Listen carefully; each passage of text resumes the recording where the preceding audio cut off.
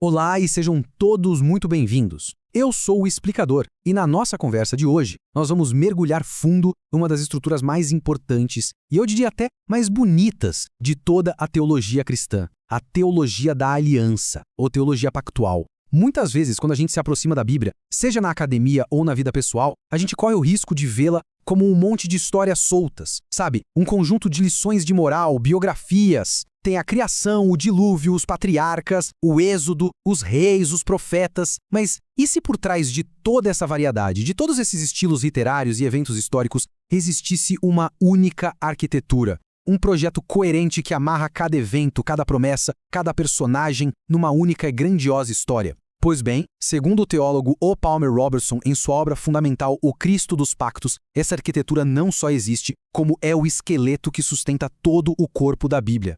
E essa estrutura é construída sobre as alianças que Deus fez com a humanidade ao longo do tempo. Então, nossa análise de hoje vai seguir os passos do Robertson para desvendar essa estrutura. O nosso objetivo é mostrar como cada pacto, lá do Éden até a Jerusalém do primeiro século, funciona como um degrau numa escada, que vai subindo em direção a uma única pessoa, Jesus Cristo. Estão prontos para a gente montar essa catedral teológica tijolo por tijolo? Para a gente não se perder nessa jornada, nosso roteiro vai ser bem claro. Primeiro, na seção 1, a gente precisa definir o que é uma aliança bíblica. Sem entender bem esse conceito, nada faz sentido. Depois, na seção 2, vamos voltar lá para o comecinho de tudo para analisar os pactos que moldaram a relação de Deus com a humanidade, desde a criação, passando pela queda e chegando em Noé.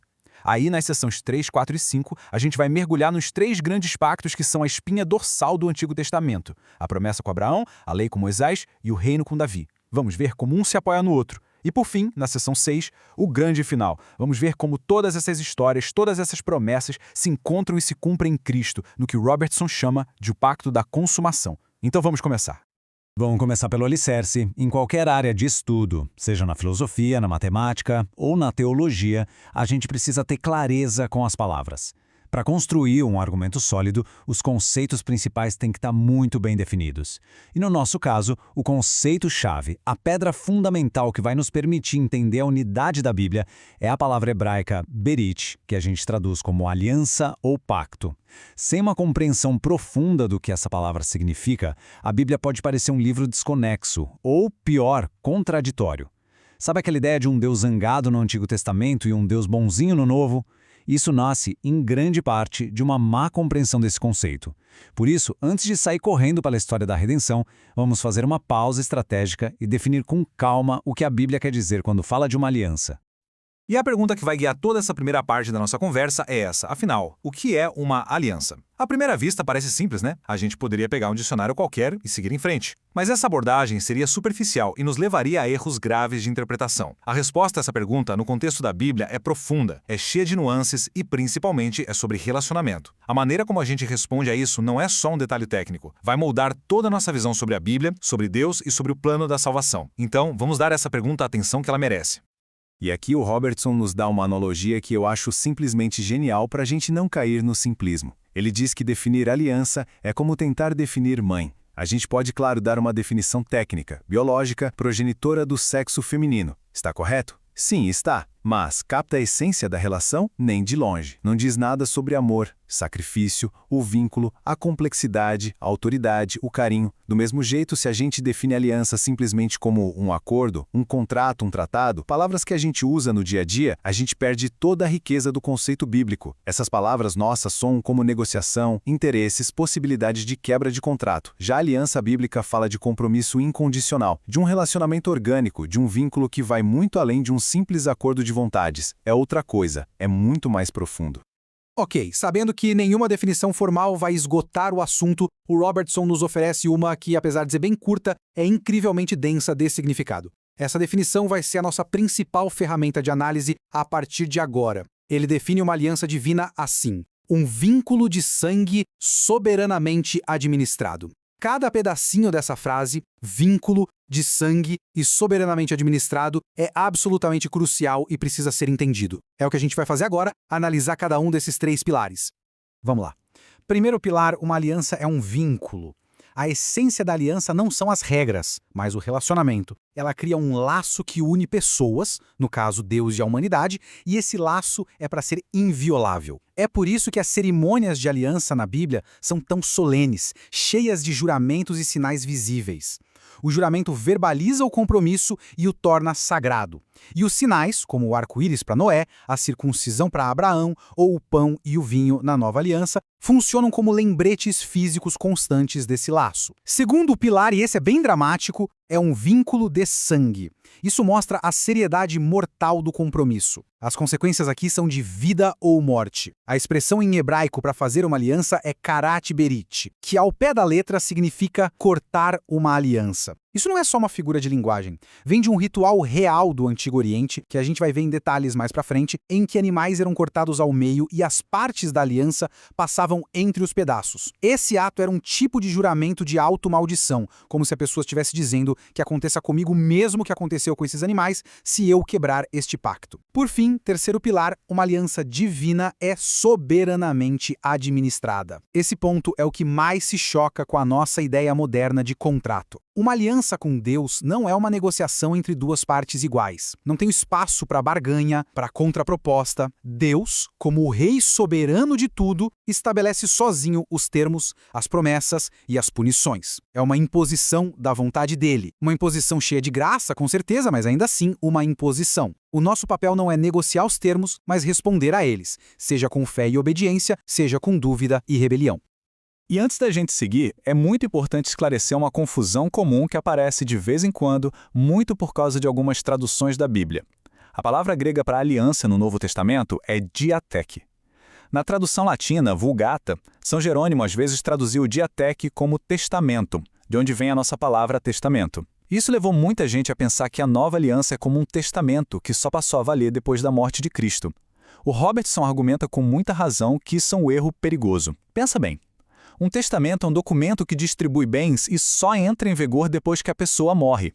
Uma aliança, como a gente acabou de ver, é um vínculo solene, um compromisso de vida ou morte entre partes vivas. A morte na aliança não é o que a ativa. A morte é a punição pela quebra da aliança ou, no caso dos sacrifícios, o ato que sela a aliança. A última ceia, por exemplo, não foi a leitura do testamento de Cristo. Foi uma refeição pactual que deu início à nova aliança. Um vínculo que começou a operar ali mesmo, entre Cristo e seus discípulos.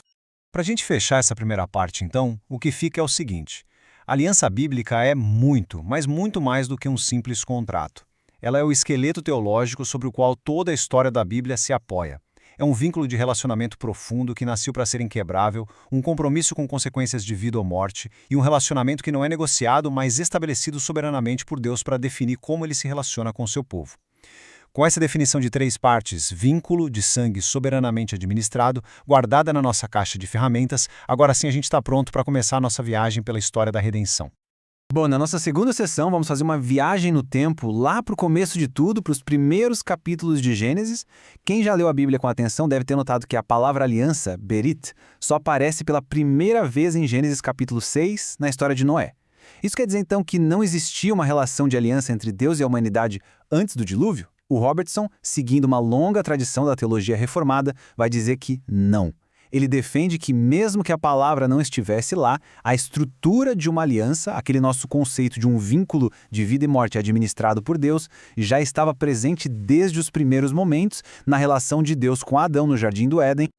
Essa linha do tempo nos ajuda a ter uma visão geral do que a gente vai explorar agora. A gente começa na criação, onde o relacionamento inicial é estabelecido entre Deus e Adão. Depois, esse vínculo se quebra, tragicamente, na queda.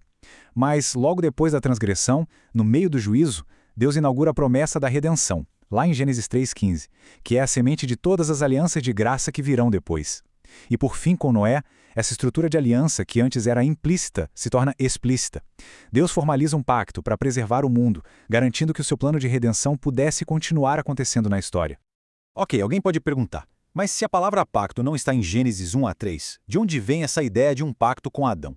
Ótima pergunta. O Robertson aponta para algumas passagens-chave que aparecem depois, mas que funcionam como um comentário inspirado sobre esses eventos iniciais. Em Jeremias 33, por exemplo, Deus, para garantir que a aliança com Davi não falharia, ele a compara com a sua aliança com o dia e a noite, com as leis dos céus e da terra, uma ordem que ele estabeleceu lá na criação. Ou seja, O profeta usa a linguagem de aliança para descrever a própria estrutura do mundo criado. Mais direto ainda é o profeta Oséias no capítulo 6, versículo 7. Deus, reclamando da infidelidade de Israel, diz: "Mas eles, como Adão, transgrediram a aliança." A comparação é muito clara. Assim como Israel quebrou a aliança do Sinai, Adão lá no começo também quebrou uma aliança. E talvez o argumento mais forte seja o estrutural. Se a gente pegar a nossa definição de pacto e aplicar a relação de Deus com Adão no Éden, todos os elementos estão lá. Havia um vínculo claro entre Criador e criatura, haviam consequências de vida e morte ligadas à ordem sobre a árvore do conhecimento, e tudo foi soberanamente administrado por Deus. Esse arranjo é o que a teologia tradicionalmente chama de pacto de obras ou pacto da criação. Com a quebra desse pacto da criação, a humanidade não é simplesmente jogada fora. No mesmo momento em que as maldições são ditas, Deus, por pura graça, insere uma promessa. Gênesis 3,15 é um versículo tão importante que por séculos a igreja o chamou de proto-evangelium, que em latim significa o primeiro evangelho. E olha só a estrutura de aliança nessa promessa. Deus soberanamente estabelece um conflito, um vínculo de inimizade entre duas linhagens, a semente da mulher e a semente da serpente. Ele decreta uma guerra de vida ou morte que vai atravessar toda a história. E o mais importante, ele promete uma vitória final. Um descendente específico da mulher, o texto hebraico usa o pronome masculino, ele, vai esmagar a cabeça da serpente, dando um golpe mortal, mesmo que ele mesmo seja ferido no processo, ferido no calcanhar. Esse versículo é o embrião de todo o pacto da graça, de todo o plano de redenção. Toda a história da Bíblia, a partir daqui, é o desenrolar e o esclarecimento dessa promessa inicial. E aí a gente chega em Noé, onde a palavra aliança finalmente aparece, e várias vezes. Mas qual é a função dessa aliança no grande esquema das coisas? Robertson argumenta que o pacto com Noé não é um plano de salvação da alma, é um pacto de preservação. Depois do dilúvio, Deus promete que nunca mais vai destruir a vida na terra com água. Ele estabelece a estabilidade da natureza, as estações, o dia e a noite, e também estabelece a base da ordem civil, com a pena capital, para frear a violência humana. O propósito de tudo isso? Preservar o mundo. Manter o palco da história funcionando, para que a promessa de Gênesis 3,15 pudesse ter tempo e espaço para se cumprir. A aliança com Noé é a garantia de Deus de que a história não vai acabar antes que o seu plano de redenção se complete. Resumindo essa segunda parte, então, a gente vê que a maneira de Deus se relacionar por meio de alianças não começa no meio da história, mas no seu exato começo. Primeiro temos o pacto da criação, com Adão, que prometia a vida pela obediência perfeita. Quando ele foi quebrado, Deus imediatamente inaugura o pacto da redenção, baseado unicamente na sua promessa de um redentor. E para garantir que esse plano pudesse acontecer na história, ele estabelece o pacto de preservação, com Noé, criando um mundo estável onde o grande drama da salvação pode continuar. A história da redenção, que começou com uma promessa bem geral lá em Gênesis, agora começa a ganhar foco, como uma câmera ajustando a lente. A promessa de um descendente agora se torna específica. E na nossa terceira sessão, a gente chega numa das figuras mais importantes da história, Abraão, e no que o Robertson chama de o Pacto da Promessa. É aqui que o plano de Deus para salvar o mundo ganha um rosto, uma família, uma genealogia e uma geografia. A cena de Gênesis capítulo 15 é uma das cenas mais fortes e cheias de teologia de todo o Antigo Testamento. A gente precisa analisar com calma. Tudo começa com a dúvida sincera de Abraão. Deus promete a terra a ele e Abraão pergunta: Senhor, como eu vou saber que isso é verdade? Ele pede uma garantia. E a resposta de Deus não é um discurso, mas uma cerimônia de aliança extremamente solene. Ele manda Abraão cortar alguns animais ao meio e colocar as metades uma de frente para a outra, formando um corredor de sangue. Esse é o ritual do Karat Berit, o cortar a aliança, na sua forma mais crua. Então, quando um sono profundo cai sobre Abraão, vem o clímax da cena. Um fogareiro fumegante e uma tocha de fogo, que são símbolos da presença de Deus, passam sozinhos por aquele corredor de carcaças. Abraão não passa. O que isso quer dizer? Isso é teologicamente espantoso. Naquela cultura, as duas partes da aliança passariam por ali, basicamente dizendo que eu seja morto como esses animais se eu quebrar o acordo. Mas aqui, Deus, o soberano, passa sozinho. Ele está na prática fazendo um juramento de automaldição. Ele está dizendo: Abraão, que eu seja despedaçado se eu não cumprir a minha promessa a você. A garantia da aliança não depende da fidelidade de Abraão, mas depende única e exclusivamente da fidelidade do próprio Deus. É por isso que essa é a aliança da pura promessa. Depois, em Gênesis 17, essa aliança é confirmada e ganha um sinal externo, um selo físico, a circuncisão. Isso não era um ritual qualquer, sem sentido. era um símbolo teológico muito forte. Por ser um ato no órgão da procriação, ele simbolizava que a corrupção do pecado passa de geração em geração e que a própria fonte da vida humana precisa ser purificada. A circuncisão era um corte que simbolizava a necessidade de que a impureza fosse cortada, removida, para que uma pessoa pudesse se aproximar de um Deus santo. E claro, também funcionava como uma marca de identidade, um sinal visível que identificava Abraão e seus descendentes como o povo que pertencia a Deus de uma maneira especial, o povo por meio do qual a promessa de redenção continuaria a se desenvolver. Então, para a gente fechar essa parte sobre Abraão, com ele, a promessa de redenção se transforma numa promessa incondicional, unilateral. A garantia de que ela vai se cumprir não depende de nós, mas do juramento do próprio Deus. Essa aliança de promessa é selada com uma cerimônia de sangue que destaca a graça de Deus e é marcada por um selo físico, a circuncisão, que aponta tanto para a identidade do povo de Deus, quanto para a necessidade de santidade para se relacionar com ele. A história da salvação está ficando cada vez mais clara e específica. Séculos se passam. A família de Abraão se tornou uma nação enorme, mas agora está escravizada no Egito. Deus, lembrando da sua aliança com os patriarcas, os liberta de forma milagrosa. E então, aos pés do Monte Sinai, ele estabelece outra grande administração da sua aliança, o Pacto Mosaico. E é aqui que muita gente se confunde.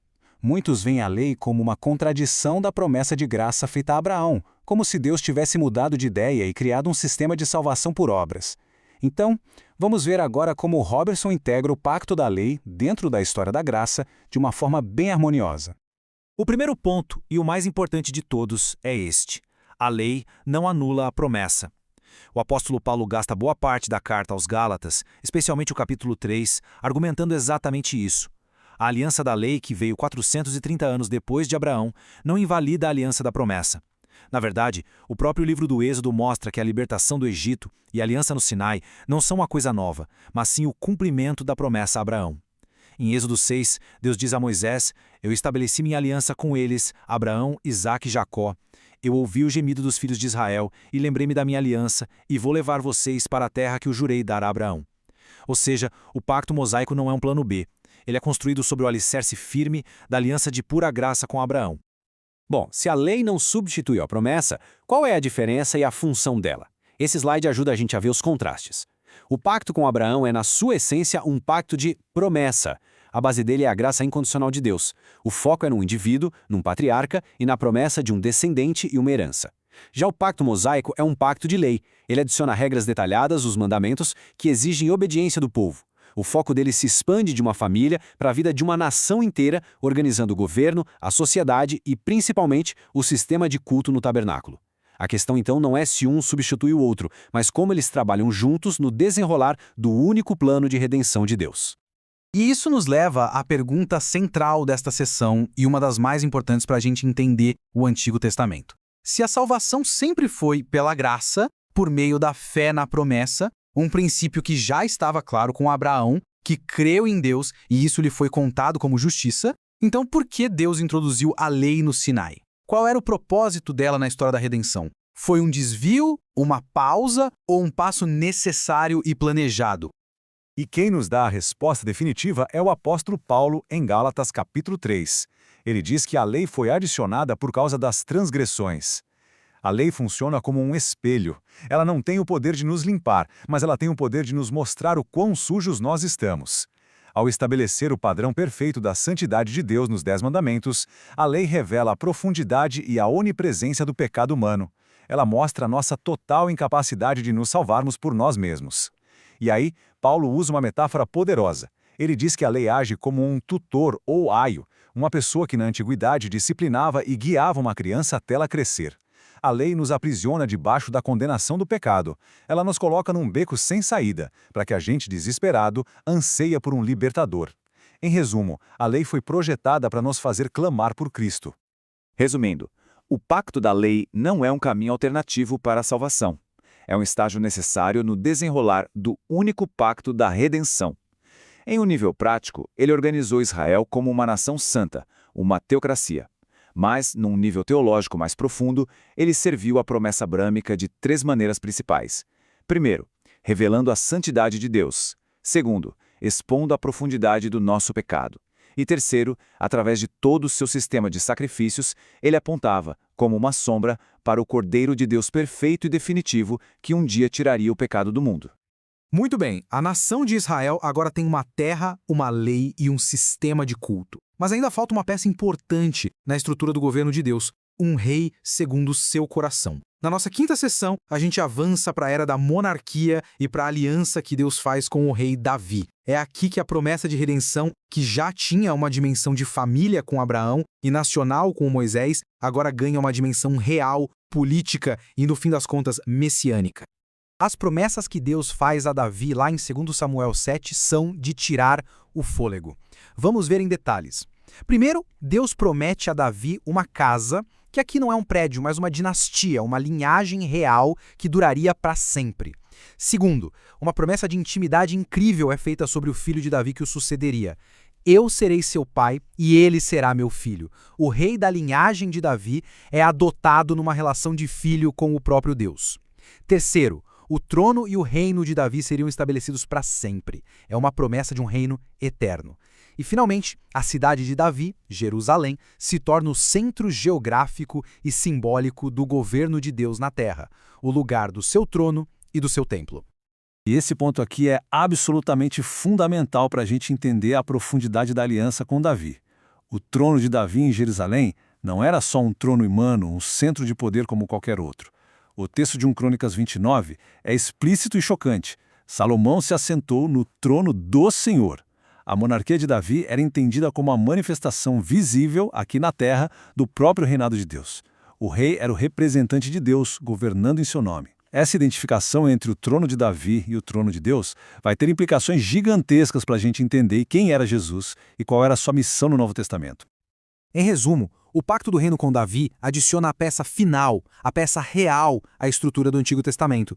Ele pega a promessa de uma semente redentora e especifica.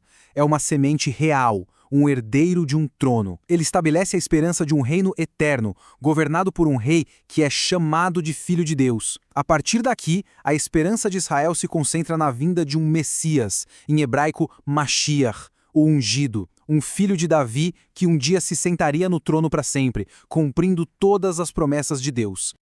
E assim, depois dessa longa jornada pelas alianças do Antigo Testamento, a gente chega na seção final, no clímax de toda a história.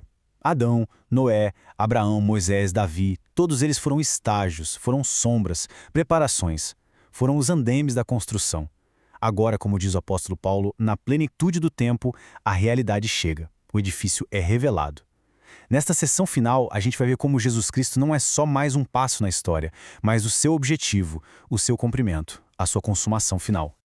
Séculos antes de Cristo nascer, num dos momentos mais sombrios da história de Israel, o profeta Jeremias olhou para o futuro e previu uma aliança nova.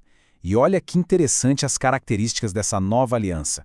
Ela não seria como a do Sinai, que foi escrita em tábuas de pedra e que o povo quebrou.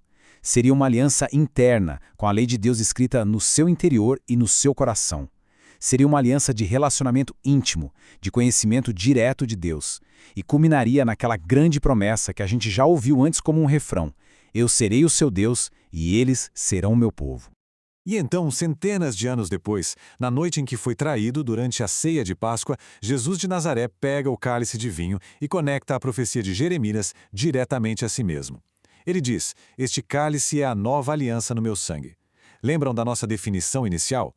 Uma aliança é um vínculo de sangue.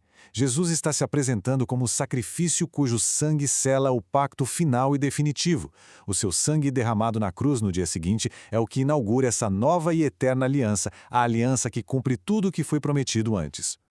E o que é brilhante nesta tabela é como ela resume tudo o que a gente conversou. Vamos ver como Jesus cumpre e aperfeiçoa cada uma das alianças anteriores. Ele é a semente da mulher prometida a Adão, o segundo Adão que, na cruz, esmagou a cabeça da serpente, vencendo Satanás, o pecado e a morte. Ele é a arca da salvação verdadeira, da qual a arca de Noé era só um símbolo, livrando o seu povo não de um dilúvio de água, mas do juízo final. Ele é a semente de Abraão, o descendente por meio de quem a bênção da justificação pela fé chega a todas as nações da terra. Ele é o cumprimento perfeito da lei de Moisés, porque foi o único que viveu uma vida de obediência perfeita e se tornou o sacrifício final para o qual todos os sacrifícios de animais apontavam. E, finalmente, ele é o filho de Davi, o rei Messias que subiu aos céus para se sentar no trono eterno de Deus, reinando para sempre. Ele não cancela as alianças antigas, ele as preenche com seu significado final.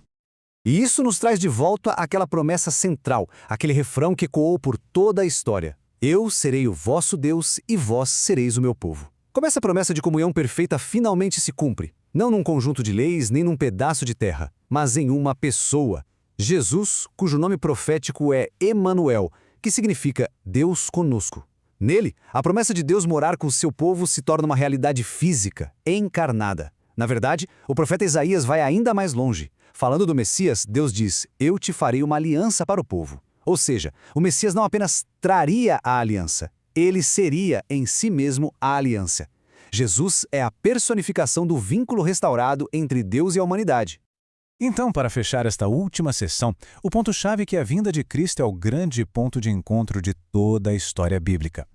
Ele não joga o Antigo Testamento fora, ele o cumpre, revelando o seu verdadeiro significado. Cada promessa, cada ritual, cada instituição, de alguma forma apontava para ele, criando uma expectativa que só ele poderia satisfazer. A nova aliança no seu sangue não é uma ruptura com o passado, mas a consumação para a qual toda a arquitetura da história da redenção foi projetada desde o início. Chegamos ao fim da nossa análise. O que a gente pode tirar de tudo isso? Primeiro, que a Bíblia não é uma coxa de retalhos, mas uma única e grandiosa história, com começo, meio e fim coerentes. Segundo, que o enredo dessa história é o plano de redenção de Deus e a estrutura que sustenta esse enredo são as suas alianças. Terceiro, que essa história é dinâmica, ela se revela aos poucos, como uma semente que vira uma árvore, com cada nova aliança adicionando mais clareza e detalhe à promessa original. E por fim, a conclusão de todo o percurso. Todos os caminhos da Bíblia, todas as alianças levam a Jesus Cristo. Ele é a chave que abre o significado de toda a Escritura. E eu termino nossa conversa com uma pergunta não para uma resposta imediata, mas para reflexão. Entender a Bíblia não como fragmentos, mas como essa única e coerente história de alianças, centrada em Cristo, como essa percepção pode redefinir a maneira como lemos as Escrituras? Como isso impacta a compreensão de quem é Deus, do plano de salvação e do nosso próprio lugar nessa grande história da redenção? Refletir sobre isso pode transformar não apenas nosso estudo, mas a nossa própria fé. Muito obrigado pela atenção de todos.